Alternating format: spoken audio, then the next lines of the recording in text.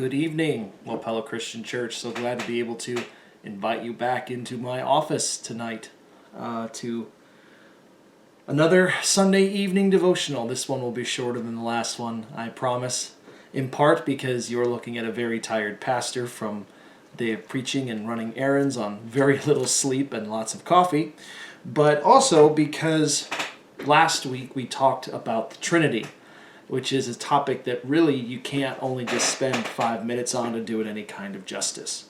Today we talked about, I believe in God, the creator of heaven and earth. And we talked about God as the originator, the builder, the artist, and the sustainer of the heavens and the earth.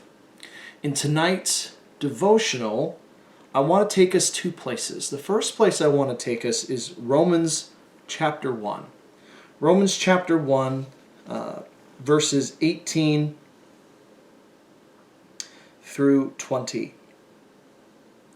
Paul is in the very opening of his great letter of Romans. And he says this: "The wrath of God is being revealed from heaven against all the godlessness and wickedness of people who suppress the truth by their wickedness. Since what may be known about God is plain to them, because God has made it plain to them. For since the creation of the world, God's invisible qualities, his eternal power and divine nature have been clearly seen, being understood from what has been made, so that people are without excuse. For although they knew God, they neither glorified him as God nor gave him thanks, but their thinking became futile, and their foolish hearts were darkened."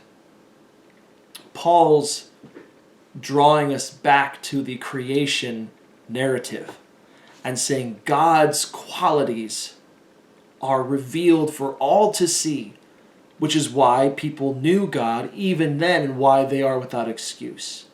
With that in mind, then, go back with me now to Genesis chapter 1, the creation narrative, which is the obvious text to go to when you talk about God as the creator of the heavens and the earth. And this is what I want you to do. I want you to read Genesis chapter 1. And I want you to do I want you to try to identify the characteristics of God from Genesis 1. What Paul says is clear, the invisible qualities and the divine nature of God that were revealed in the creation.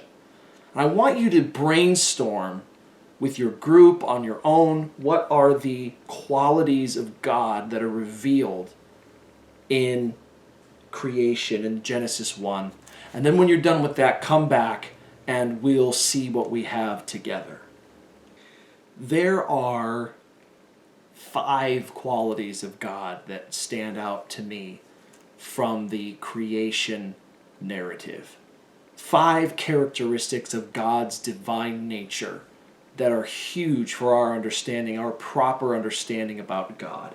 And the first one is that God is eternal.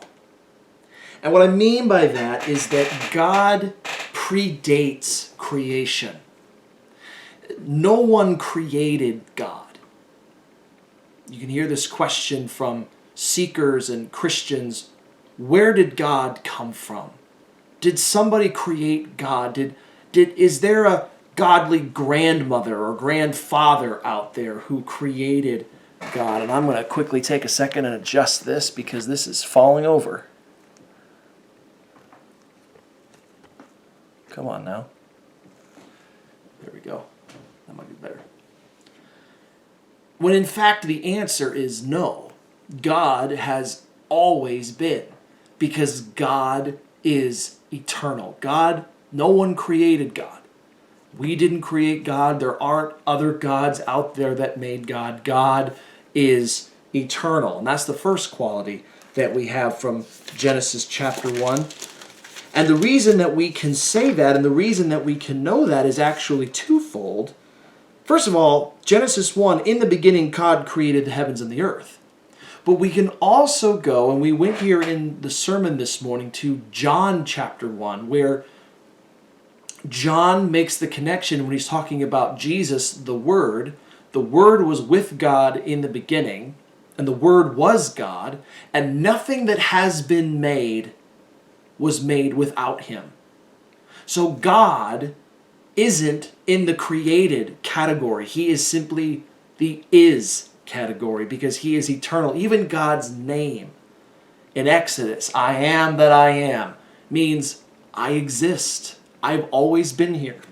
God has no beginning because God has always been. Connected to that, the second quality, characteristic, is that God is infinite. God is not bound by the heavens and the earth. God is above the heavens and above the earth. There is nothing in the created order that controls God because God is infinite. He is above and greater than everything.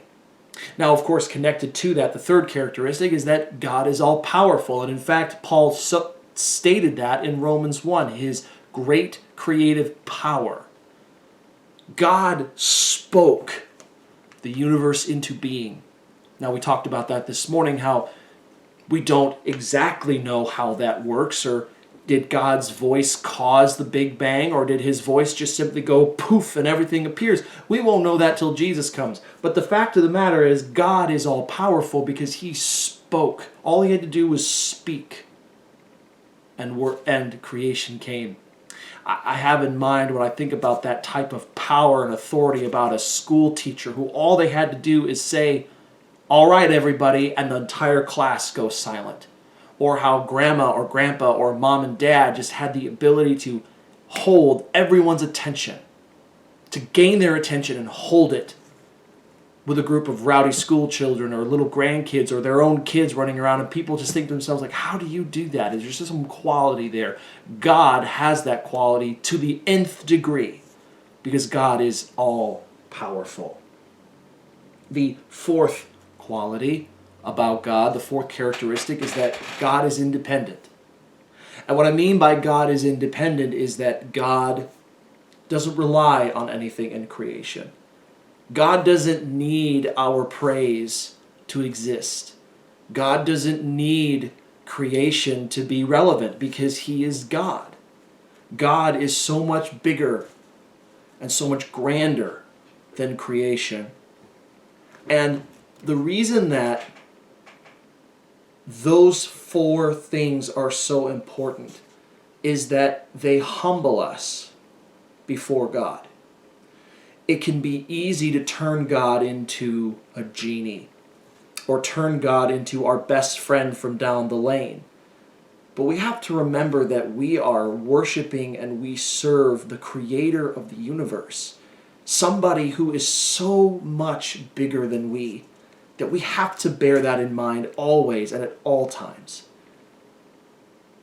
The final characteristic that I had, and maybe you caught this one as well, that I can just never get over is the love of God. God looks at everything in his creation and says that it is good.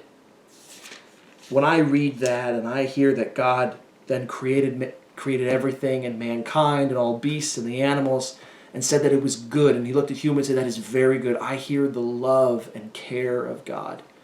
I hear that God is pleased with what he made. I hear that God looks and says, this is worthy because I've made it. Church, you and I have tremendous worth and value because God declares it. Because the Almighty, independent, infinite, all-powerful, eternal God looks at you and me and says, very, very good. Because that God loves us. Because that God cares for us. Because that God died for us. Church, I believe in God, the creator of heaven and earth, declares more about him and his love and care for us. And I hope that that fact blesses you. God bless you, each and every one of you. And we're going to be back next week talking about Jesus and who he is and what it means for us. God bless you. We'll see you here next week.